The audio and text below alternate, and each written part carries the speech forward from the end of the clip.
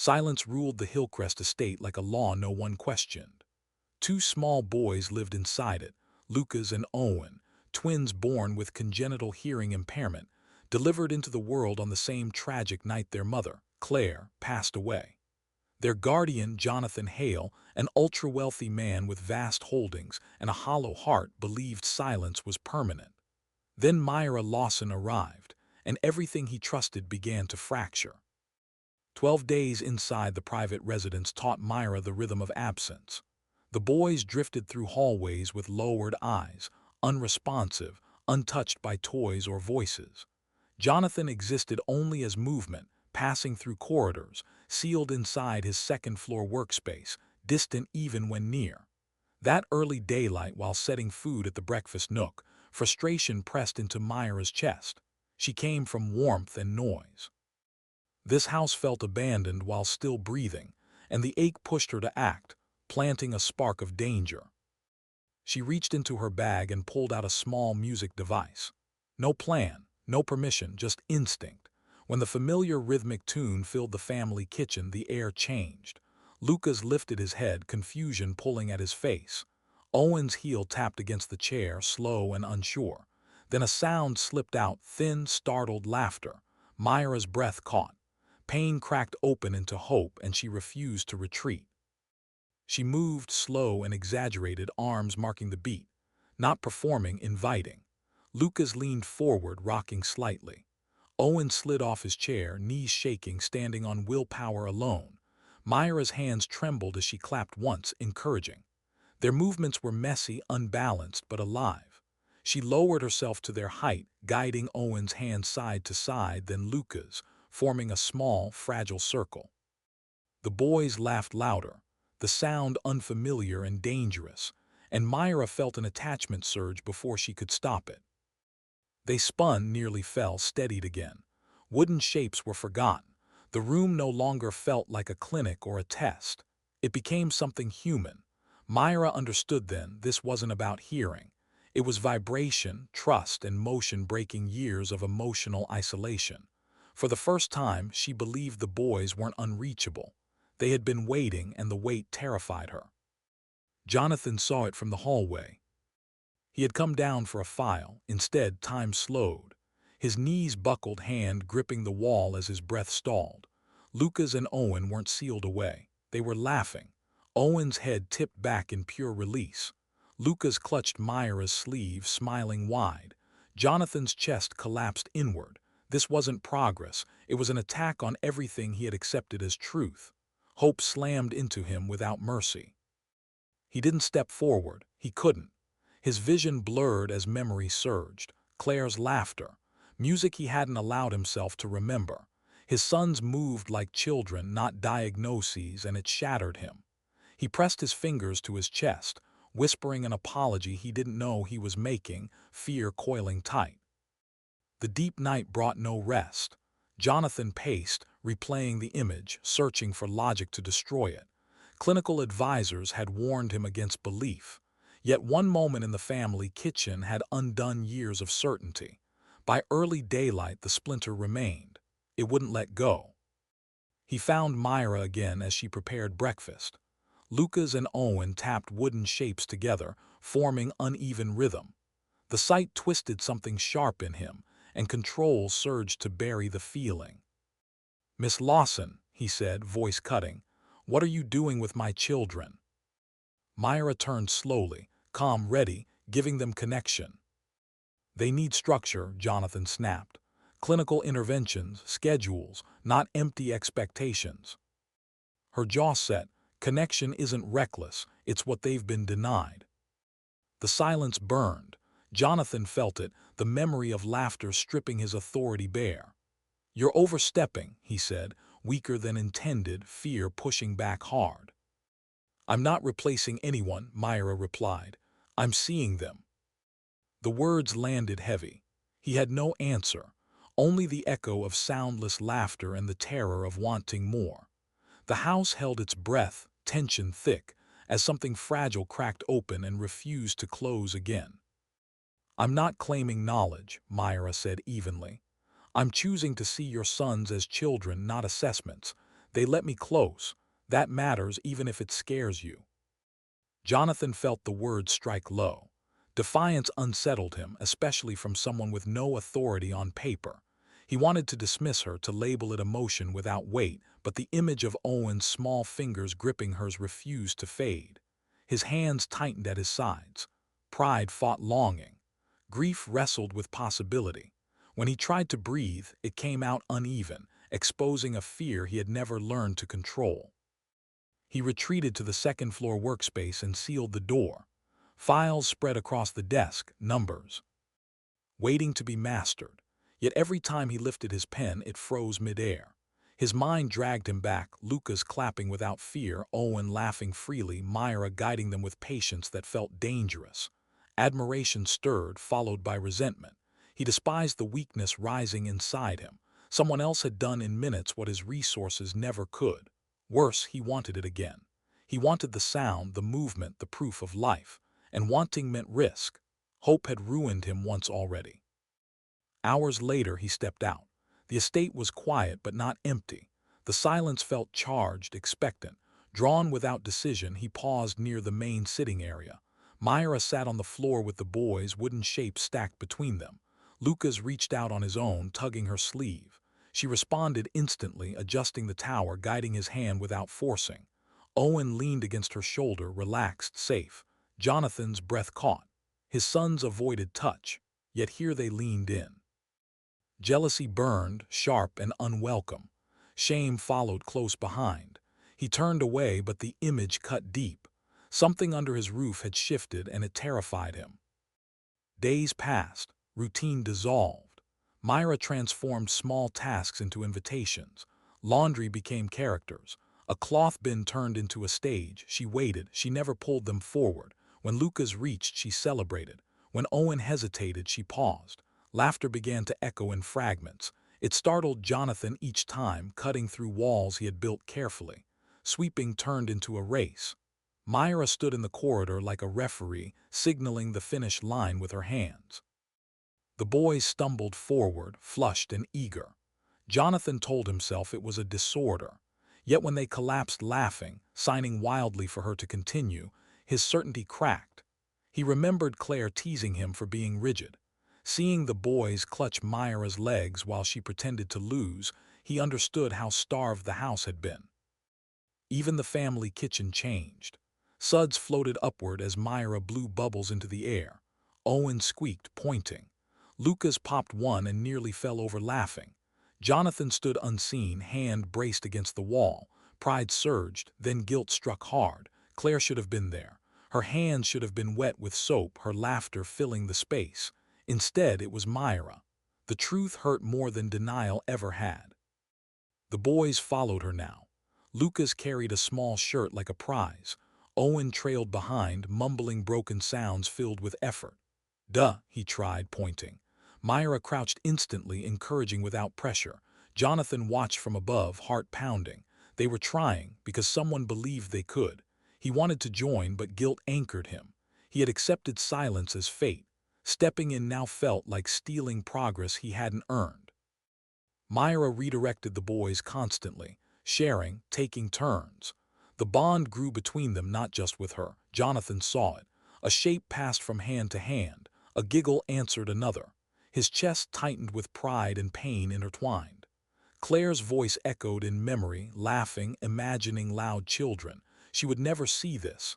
Every laugh reopened the wound. One deep night after the boys slept, Myra cleaned scattered playthings. A ball rolled under a shelf. Reaching for it, she noticed an old framed photograph hidden high above. She wiped away the dust. Jonathan younger, smiling. Beside him, Claire, alive, radiant. Myra studied it, understanding the weight it carried. Quietly, she placed it lower, within reach. The boys deserved to know this face. Early daylight brought the reckoning. Lucas stopped before the frame, studying it carefully. Owen toddled closer. They stood shoulder to shoulder. Lucas raised his hands, forming a clumsy sign. "Mother." Myra's throat tightened. She knelt, voice soft. "Yes, that's your mother." Owen tried to copy. The intent mattered more than precision. They stared, recognition without memory. Jonathan entered and froze. His lungs refused air. He had buried Claire's image to protect them or himself. Seeing it exposed and worse, claimed, felt like the ground splitting. "What is this?" he demanded, voice rough. "They found her," Myra said gently. "They knew." "They don't understand," he snapped, anger masking panic. Lucas signed it again. "Mother." Jonathan's knees buckled. Tears burned for the first time in years. He crouched, hands shaking. "Yes," he whispered, "that's your mother." The word broke him open. Owen leaned against his shoulder. Healing threaded through the pain, thin but real. Claire wasn't a ghost now. She was part of them. Myra stayed back, watching the wall finally crack. "They'll always know she loved them," she said softly. Jonathan didn't answer. His silence had changed. He held Owen closer, clinging not to grief alone but to his children. The house felt heavier and more alive at the same time. On a rain-soaked afternoon, Myra revealed her quiet work. Jonathan toured the sitting area and stopped. A handwritten practice journal lay open, filled with drawn hands and repeated movements. "What is this?" he asked. "I've been learning," she replied. She turned to the boys and slowly formed a sign. "Play." Lucas leaned forward. Owen followed. Jonathan felt fear and hope collide as something new began to take shape. Lucas reacted first. His eyes widened, locked on Myra's hands. Owen leaned forward, brows tight with focus. They had watched clinical advisors move their fingers before, but never like this. Never with warmth. Never with patience that waited instead of demanded. Jonathan stepped further into the main sitting area, quiet now, unsure. "What are you doing?" he asked again, but the edge was gone. Myra didn't answer. She shaped another sign, slower, clearer. She pressed her hand lightly to her chest. "Happy." The boys blinked, then they tried. Fingers bent the wrong way. Movements came out uneven, but the effort was real. Myra nodded gently, eyes bright. Lucas let out a small sound that might have been a laugh. Owen's lips moved, searching for something his body couldn't quite reach yet. Jonathan felt something twist hard inside him. He had paid for structure, for charts, for controlled steps forward. Yet here was progress born from belief, not procedure. Myra shifted again. This time she crossed her arms over her chest. "Love." Owen copied first, clumsy and proud.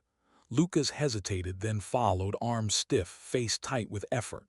When he succeeded, even imperfectly, a breathy laugh escaped him. Myra's voice shook as she praised them. Jonathan met her eyes and saw no triumph there, only devotion. She had learned this for them, quietly, willingly. And the truth burned. He had never tried. Shame hit fast and heavy. He moved forward before fear could stop him and sat on the rug across from them. The boys noticed instantly. Lucas tugged at his sleeve. Owen pulled his hand closer. Jonathan's throat closed. His hands, used to control and precision, felt useless now. Myra's gaze met his, calm but firm. "Just one sign," she said. His breath stuttered. He lifted his hands, they shook. He formed the shape, rough and unsure. "Dad." The reaction broke him. Lucas gasped, hands flying to his chest before signing back wildly. Owen laughed, wrapping himself around Jonathan's arm. Jonathan's knees buckled. His breath stopped. The world slowed. That single word, carried by hands instead of sound, collapsed every wall he had built. "Dad," Lucas whispered, broken but real. Jonathan's chest cracked open. He clutched them both, shaking, whispering apologies he had never voiced. For not trying, for hiding, for waiting too long. Hope took root, fragile and dangerous. But fear followed close behind. Jonathan needed proof, validation, something solid to keep hope from destroying him again. When Dr. Raymond Cole scheduled a development review, Jonathan clung to it like a lifeline. That early daylight, he paced the sitting area, rehearsing every moment. Myra tried to reassure him. "They'll show him," she said. "We'll see," Jonathan replied, jaw tight.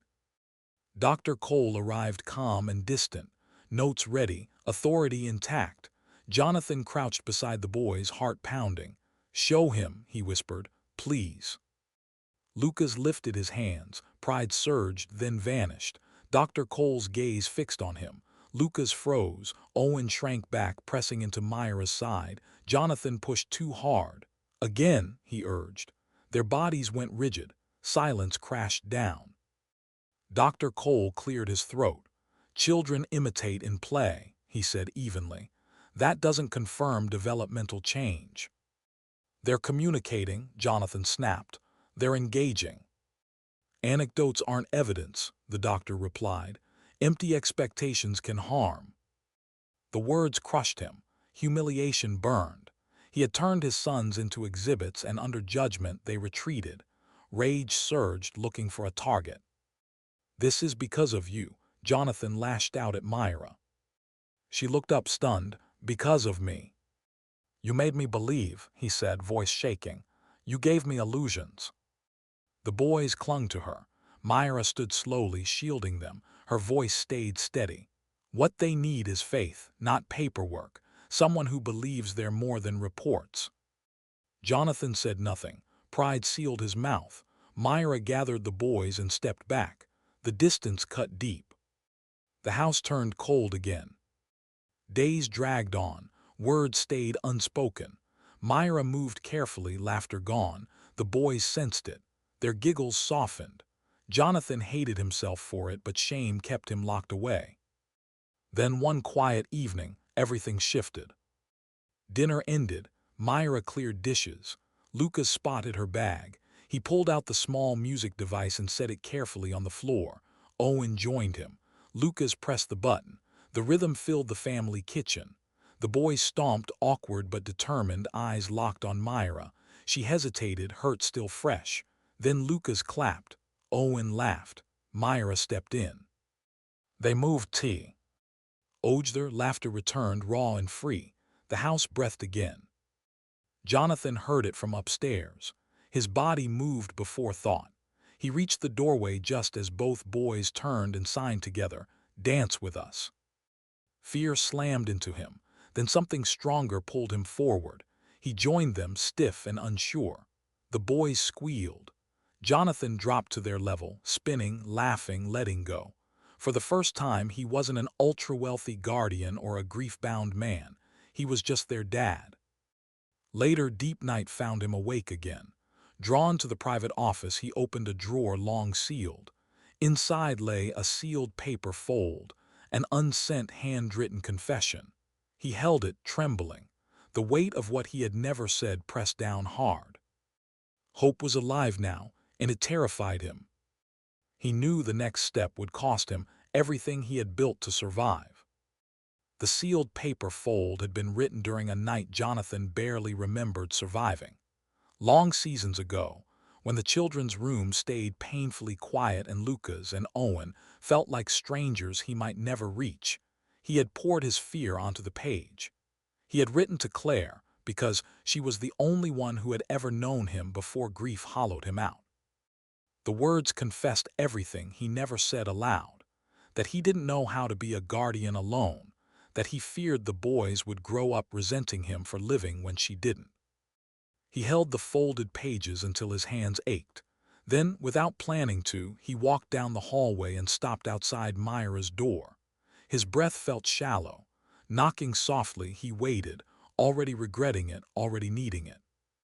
She opened the door wearing simple clothes, surprise flickering across her face when she saw him standing there, worn down, eyes rimmed red, holding something fragile between his fingers. "I wrote this for Claire," Jonathan said quietly. "I never sent it." Myra didn't question him. She stepped aside and gave him space. He handed her the paper fold, watching as she sat and opened it with care. She read slowly, as if rushing would break something. Jonathan turned away, unable to face her reaction, yet rooted to the spot. No one had ever seen those words.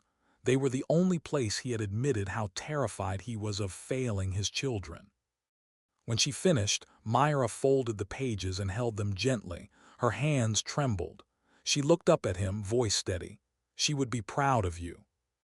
He shook his head faintly, disbelief tightening his chest. "Not because of your business legacy," she continued. Not because of influence or standing. She would be proud because you stayed, because you're still trying. The words hit harder than anything before. Jonathan lowered his head, breath breaking. Myra placed the letter back into his hand. You didn't abandon them, and you didn't abandon yourself. She lifted her hand and rested it against his cheek. Not romance, not comfort, but something gentler. Jonathan leaned into it without thinking, eyes closing. No one is meant to be enough alone, she whispered. The dam cracked.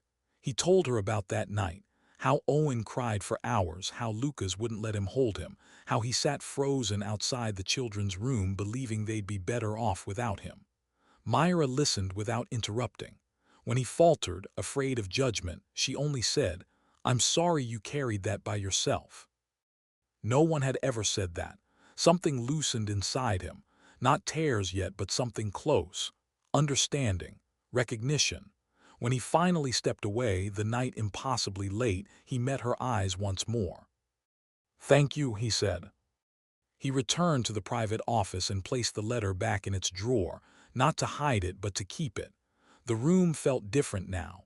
The silence no longer crushed him. It waited. The turning season arrived quietly. One morning, Myra arranged colored fabric markers along the back lawn, tied to thin sticks pressed into the soft ground. She signed simple encouragement to the boys. Step, color, again. No rules, no measurements, just play. Owen moved first, wobbling, arms flailing. Lucas followed, cautious but determined. Jonathan watched from the rear steps, gripping the railing, heart pounding with every step. The boys stumbled, laughed, fell, and stood again without being told. No specialists, no charts, just motion and trust. Owen let out a sharp, joyful sound toward the sky. Jonathan's knees nearly gave out. Myra stayed back, never hovering, signing quiet encouragement. Then Lucas turned and looked directly at Jonathan. No fear, no retreat. He raised his hands and signed, imperfect but clear, come. Jonathan didn't think. He ran, not like a man used to control, but like a father who couldn't afford to wait. He dropped to his knees and gathered them both. Lucas clutched his shirt. Owen pressed close. The sob escaped before he could stop it, raw, shaking, unstoppable. The boys didn't pull away. They leaned in, holding him as tightly as they could. Jonathan signed. The word for love again and again, hands trembling, breath broken. Myra stood a few steps back, hand to her chest, witnessing without intruding. Jonathan looked up at her over the boys' heads. Gratitude lived in his eyes, deeper than words. Many quiet months later, the Hillcrest estate no longer felt frozen. It breathed. Playthings littered the floors. Laughter echoed unevenly but often. Lucas and Owen ran freely, signing fast and messy, proud of every attempt. Jonathan no longer watched from a distance. He joined them on the floor in the mess, learning their language with hands that once refused. Myra remained the steady current beneath it all, guiding without control. One warm evening, Jonathan hosted a small outdoor meet. Nothing formal, just people who had seen the boys grow. Myra baked with them earlier. Lucas wore a hat too big. Owen insisted on a cape.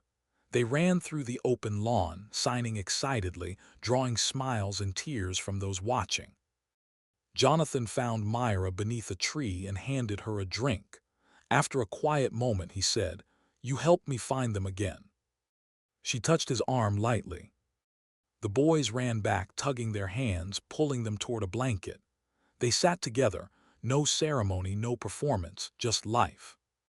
Jonathan finally understood. The estate was never meant to be a monument. It was meant to hold footsteps, and silence had no power once answered by love, trust, and hands reaching forward together.